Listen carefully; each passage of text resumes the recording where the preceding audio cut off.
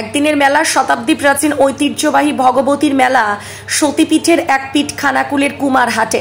তৃণমূল প্রার্থী মিতালি বাগ উপোস থেকে মন্দিরে এসে পুজো দেয় এবং মেলায় থাকা সাধারণ মানুষের সঙ্গেও যোগাযোগ করে এবং তাদের সঙ্গে নববর্ষের শুভেচ্ছা বার্তা বিনিময় করে।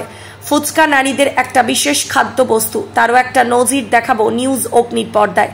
তৃণমূল প্রার্থী মিতালি সবসময় প্রচার নিয়ে ব্যস্ত থাকলেও তারও কখনো কখনো ইচ্ছে হয় একটু আলাদা করে কাটাতে। পুজো দেবার পর ফুচকা নিজে খেলেন এবং অন্যদিকে যাদের পুজো হয়ে গেছে তাদের সঙ্গে আনন্দ ভাগ করে ফুচকা খেতে ব্যস্ত থাকলেন মিতালি বাগ। বর্তমানে ব্যস্ত জীবনে মিতালির ব্যক্তিগত জীবন যে হারিয়ে যায়নি তা ধরে রেখেছে তারই নজির দেখা গেল। বিস্তারিত দেখাবো আজকের মেলা প্রাঙ্গণ থেকে। আরামবাগ লোকসভার প্রার্থী মিতালি বাগ কি জানাচ্ছেন নিউজ অগ্নির সাক্ষাৎকারে দেখুন।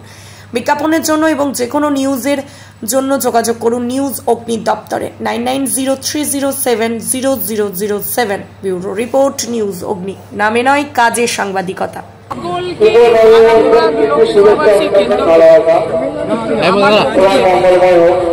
সকলকে পাকে শুভ নববর্ষের অভিনন্দন এবং অনেক অনেক অনেক অনেক ভালো থাকুন, সুস্থ থাকুন।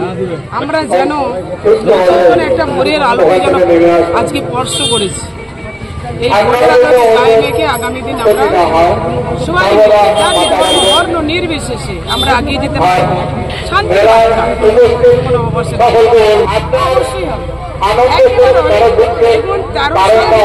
আমাকে ভালোবাসা দিয়েছে, তারও দিয়েছি, দিয়েছি জেলা পরিষদে। জেলা পরিষদ আমাদের ওখান থেকে অনেক জেলা পরিষদের মেম্বার আছেন, তিনি যেভাবে আমার সাথে আছে বেশ কিছু পদে ইতিমধ্যে ধরেছে, কাজ শুরু হয়ে যেত, কিন্তু যেহেতু বিধি নিষেধ রয়েছে তার জন্য আমি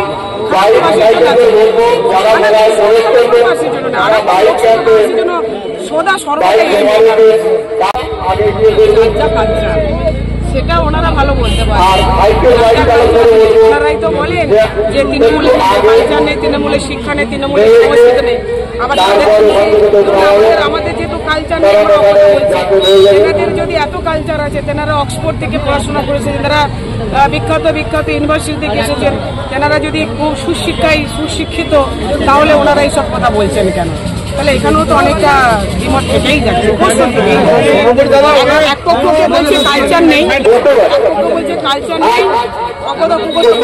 কে বলছেন যারা লোকের সম্পর্কে নিন্দার ঝড় বই দিচ্ছেন, তেনারা আবার অন্যজনকে বলছেন।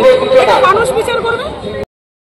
খানাকুল বিধায়ক সুশান্ত ঘোষকে খোঁচা মিতালির। আরামবাগে বিজেপির বিধায়করা এত উন্নয়ন করেছে যে খানাকুল বিধায়কের মারধরের উন্নয়নটা বাকি ছিল সেটা দেখিয়ে দিল। শুনুন মিতালি কি বলল।